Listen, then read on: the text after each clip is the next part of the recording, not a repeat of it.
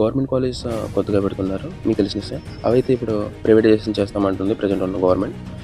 So అలా చేస్తే మనకి ఏంటంటారా, మెడికల్ అనేది ఎక్స్పెన్సివ్ అవుతుంది, ఇంకా పేదవాళ్ళు చదువుకోవడానికి కూడా వీలవుతుంది. సో దీన్ని మనం వ్యతిరేకించడం చాలా మంచిదని నా ఉద్దేశం. ఇదేంటంటే గవర్నమెంట్ మెడికల్ కాలేజ్ ఏదైతే జగన్ తీసుకొచ్చారో వాటిని ఇప్పుడు ప్రభుత్వం ప్రైవేటైజేషన్ చేస్తారు. వన్స్ అది ప్రైవేట్లోకి వెళ్ళింది అంటే స్టూడెంట్స్కి ఫ్రీ ఎడ్యుకేషన్ రాదు, ఎవరికి ఫ్రీగా వైద్యం కూడా రాదు. ఇదేంటంటే ఇప్పుడు రాబోయే తరాలకి చాలా దీనివల్ల ఎఫెక్ట్ ఉంటుంది.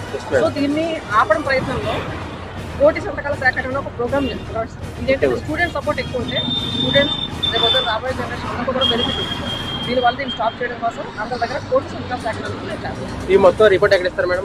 గవర్నర్ వన్స్ 40 మంది సంతకాలు 40 మంది వ్యతిరేకిస్తే గవర్నర్ దగ్గర తీసుకెళ్తే ఆబ్వియస్లీ అది స్టాప్ అవుతుంది. దీనిపైన మీ అభిప్రాయాన్ని కామెంట్ బాక్స్లో తెలియచేయండి. దయచేసి ఇది గమనించండి, నేను ఏ పార్టీకి అతీతంగా మాట్లాడట్లేదు.